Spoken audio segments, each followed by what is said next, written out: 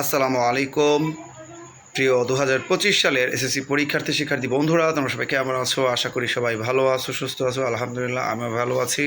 বন্ধুরা, তোমরা যারা মানবিক বিভাগ এবং ব্যবসায় শিক্ষা এই বিভাগে পড়ছো, তোমাদের বিজ্ঞান সাবজেক্ট রয়েছে। তোমাদের বিজ্ঞান সাবজেক্ট থেকে আমি 28টি সৃজনশীল ক প্রশ্নের উত্তর দিচ্ছি, যেটা প্রথম অধ্যায় থেকে করা হচ্ছে। ক্লাসটি কিন্তু অনেক ইম্পর্টেন্ট। 28টা সৃজনশীল ক প্রশ্ন থাকা মানে কিন্তু কম কথা না, অনেক প্রশ্নের উত্তর পাওয়া যাবে। অনেক সুন্দর করে তোমাদের জন্য ক্লাসটি সাজিয়েছি। তো চলে আছে মূল পড়ার দিকে, সবাই স্ক্রিনের দিকে ফলো করো। 1 নম্বর প্রশ্ন হচ্ছে, সেলুলোজ কি? একটি অপাচ্য প্রকৃতির শর্করা যা আঁশযুক্ত খাদ্য এবং দৈনন্দিন মল থেকে সাহায্য করে ও কোষ্ঠকাঠিন্য রোধ করে, তাকে সেলুলোজ বলে। প্রত্যেকটাতে এভাবে আমি কিন্তু পজ করে রাখবো যাতে তোমরা দেখতে পারো এবং স্ক্রিনশটও মারতে পারো প্রয়োজনে। দ্বিতীয় প্রশ্ন হচ্ছে, পুষ্টি কী? পুষ্টি একটি সার্বিক শারীরবৃত্তীয় প্রক্রিয়া যা প্রাণীর দেহের গঠন ও সুস্থ থাকতে মূল ভূমিকা পালন করে। বন্ধুরা, এখানে যাত্রা হবে না, যা হবে। আমি আবার বলছি, পুষ্টি একটি সার্বিক শারীরবৃত্তীয় প্রক্রিয়া যা প্রাণীর দেহের গঠন ও সুস্থ থাকতে মূল ভূমিকা পালন করে। পরের প্রশ্ন, ভিটামিন বি কমপ্লেক্স কাকে বলে? পানিতে দ্রবণীয় 12টি ভিটামিনের গুচ্ছকে ভিটামিন বি কমপ্লেক্স বলে। আমি আবারও বলছি, পানিতে দ্রবণীয় 12টি ভিটামিনের গুচ্ছকে ভিটামিন বি কমপ্লেক্স বলে। পরের প্রশ্ন হচ্ছে, অ্যামাইনো অ্যাসিড কী? অ্যামাইনো অ্যাসিড হচ্ছে আমিষ গঠনের একক। ফ্রুট সুগার কী? আম, পেঁপে, কলা, কমলালেবু প্রভৃতি মিষ্টি ফলে ও ফুলের মধুতে ফ্রুক্টোজ থাকে।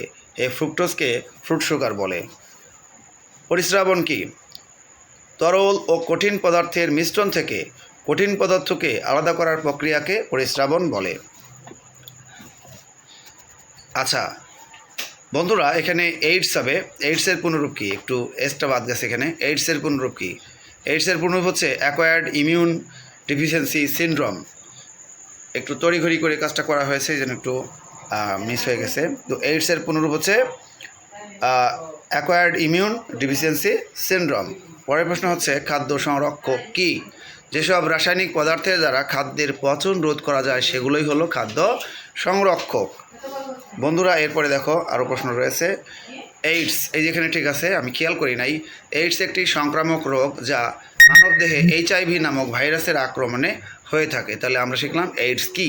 এইডস একটি সংক্রামক রোগ যা মানবদেহে HIV নামক ভাইরাসের আক্রমণে হয়ে থাকে। পরের প্রশ্ন হচ্ছে, BMI কি? BMI হলো বডি মাস ইন্ডেক্স।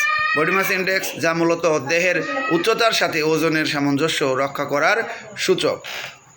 এরপরে হচ্ছে বন্ধুরা, এরপর প্রশ্নটা হচ্ছে, রাফেজ কি? রাফেজ মূলত সেলুলোজ নির্মিত উদ্ভিদ কোষ প্রাচীর, শস্যদানা, ফলমূল এবং সবজির অপাচ্য তন্তুর অংশই কিন্তু রাফেজ নামে পরিচিত। পরের প্রশ্ন, নিকোটিন কি?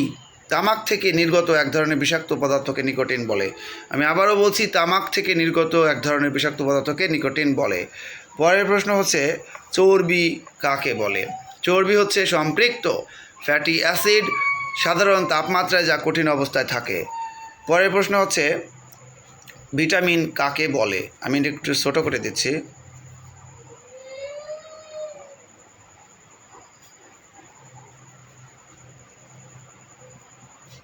ওকে শিক্ষার্থী বন্ধুরা, এবার ভিটামিন কাকে বলে এটা আমরা শিখব। দেহের স্বাভাবিক পুষ্টি, বৃদ্ধি ও অন্যান্য কার্যাবলীর সুষ্ঠুভাবে সম্পাদন সহ রোগ প্রতিরোধ ক্ষমতা বৃদ্ধিতে অতি প্রয়োজনীয় স্বল্প পরিমাণে খাদ্যে উপস্থিত জৈব রাসায়নিক পদার্থই হচ্ছে ভিটামিন। আমি আবারও বলছি, দেহের স্বাভাবিক পুষ্টি, বৃদ্ধি ও অন্যান্য কার্যাবলীর সুষ্ঠুভাবে সম্পাদন সহ রোগ প্রতিরোধ ক্ষমতা বৃদ্ধিতে অতি প্রয়োজনীয় স্বল্প পরিমাণে খাদ্যে উপস্থিত জৈব রাসায়নিক পদার্থই হচ্ছে ভিটামিন। পরের প্রশ্ন, খাদ্যের ক্যালোরি কাকে বলে? 1 গ্রাম খাদ্য জারণের ফলে যে পরিমাণ তাপশক্তি উৎপন্ন হয় তাকে খাদ্য ক্যালোরি বলে। খাদ্যপ্রাণ কাকে বলে? খাদ্যে পরিমাণ মতো শর্করা, আমিষ এবং স্নেহ পদার্থ থাকার পরেও জীবের স্বাভাবিক বৃদ্ধি এবং পুষ্টির জন্য বিশেষ এক ধরনের খাদ্য উপাদানের দরকার হয়, ওই খাদ্য উপাদানকে ভিটামিন বা খাদ্যপ্রাণ বলে। পরের প্রশ্ন হচ্ছে, নিউট্রিয়েন্টস কাকে বলে? নিউট্রিয়েন্টস কাকে বলে? বন্ধুরা, এই প্রশ্নের উত্তরটা দিয়ে দিচ্ছি। ওকে, খাদ্যের যেসব জৈব অথবা অজৈব উপাদান জীবের জীবনী শক্তির যোগান দেয় তাদেরকে একসাথে নিউট্রিয়েন্টস বলে, পরিপোষক যেটাকে বলা হয়। তাহলে খাদ্যের যেসব জৈব অথবা অজৈব উপাদান জীবের জীবনী শক্তির যোগান দেয় তাদেরকে একসাথে কি বলে? নিউট্রিয়েন্টস বলে। পরের প্রশ্ন হচ্ছে সুষম খাদ্য পিরামিড কাকে বলে? শর্করা জাতীয় খাদ্যকে নিচু স্তরে রেখে পর্যায়ক্রমে পরিমাণগত দিক বিবেচনা করে শাকসবজি, ফলমূল, আমিষ, স্নেহ, চর্বি জাতীয় খাদ্যকে সাজালে যে কাল্পনিক পিরামিড তৈরি হয় তাকে সুষম খাদ্য পিরামিড বলে। পরের প্রশ্ন হচ্ছে প্লাজমা কাকে বলে? রক্তকে সেন্ট্রিফিউজ করা হলে উপরে হালকা হলুদ বর্ণের 55% যে তরল অংশ থাকে তাকে প্লাজমা বলে। এই প্রশ্নটা খুবই ইম্পর্টেন্ট। পরের প্রশ্ন হচ্ছে লোনা পানি কাকে বলে? যে পানিতে লবণের পরিমাণ বেশি থাকে তাকে লোনা পানি বলে।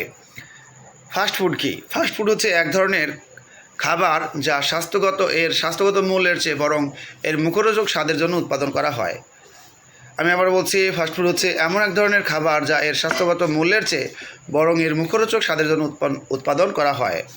বন্ধুরা, ইমিউনিটি কাকে বলে? ইমিউনিটি হলো প্রাকৃতিক নিয়মে মানুষের দেহে রোগ জীবাণুর আক্রমণ প্রতিরোধ করার ক্ষমতা। প্রিজারভেটিভ কাকে বলে? যেসব রাসায়নিক পদার্থের দ্বারা খাদ্যের পচন রোধ করা যায় সেসব পদার্থকে কি বলে? প্রিজারভেটিভ বলে। সংরক্ষক যেটাকে বাংলাতে বলে। প্রশ্ন, খাদ্য ক্যালোরি কাকে বলে? 1 গ্রাম খাদ্য জারণের ফলে যে পরিমাণ তাপ শক্তি উৎপন্ন হয় তাকে খাদ্য ক্যালোরি বলে। পরের প্রশ্ন, মনের বিশ্রাম কাকে বলে? কেবল শরীরেরই নয়, মনেরও বিশ্রাম নেওয়া প্রয়োজন। শরীর ও মন থেকে সমস্ত রকম উদ্বেগ, দুশ্চিন্তা, অশান্তি একেবারে দূর করে দিয়ে দেহ মনকে একান্তভাবে নিদ্রার কোলে সঁপে দিতে পারলে তখন তাকে বলা হয় মনের বিশ্রাম। এবার আমরা শিখব সুষম খাদ্য কাকে বলে। শিক্ষার্থী বন্ধুরা, এই প্রশ্নটা কিন্তু অনেক ইম্পর্টেন্ট রয়েছে, তো অবশ্যই তোমরা এই প্রশ্নটাকে শিখে বলবে। আমি ছোট করে দিচ্ছি এটা।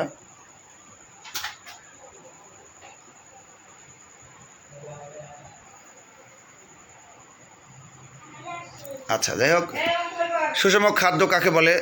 যে খাদ্যে 6টি উপাদানই উপযুক্ত পরিমাণে, আমি আবার বলছি, যে খাদ্যে 6টি উপাদানই গুণাগুণ অনুসারে উপযুক্ত পরিমাণে থাকে এবং যে খাদ্য গ্রহণ করলে দেহে স্বাভাবিক কাজকর্মের জন্য উপযুক্ত পরিমাণ ক্যালোরি পাওয়া যায় তাকে সুষম খাদ্য বলে। পরের প্রশ্ন, টক্সিন কাকে বলে? জীবাণু বা ব্যাকটেরিয়া খাদ্য নষ্ট করে যে বিষাক্ত উপাদান তৈরি করে তাকে টক্সিন বলে। শিক্ষার্থী বন্ধুরা, পুষ্টি কাকে বলে? যে শারীরবৃত্তীয় প্রক্রিয়ায় জীব খাদ্যবস্তু গ্রহণ, পরিপাক, পরিশোধন ও আত্তীকরণের মাধ্যমে দেহের বৃদ্ধি, শক্তি উৎপাদন এবং ক্ষয়পূরণ করে, এখানে ভয় হয়ে রয়েছে, ক্ষয়পূরণ করে তাকে পুষ্টি বলে। বন্ধুরা, এখানে ক্লাসটা শেষ হলো। ক্লাসটি ভালো লাগলে অবশ্যই একটা লাইক দিও, পারলে বন্ধুদের মাঝে শেয়ার করে দিও। তোমরা সবাই ভালো থাকো, সুস্থ থাকো এবং তোমাদের জন্য এভাবেই ক্লাস বানাবো, অবশ্যই ক্লাসগুলো সবাই দেখবে। আল্লাহ হাফেজ।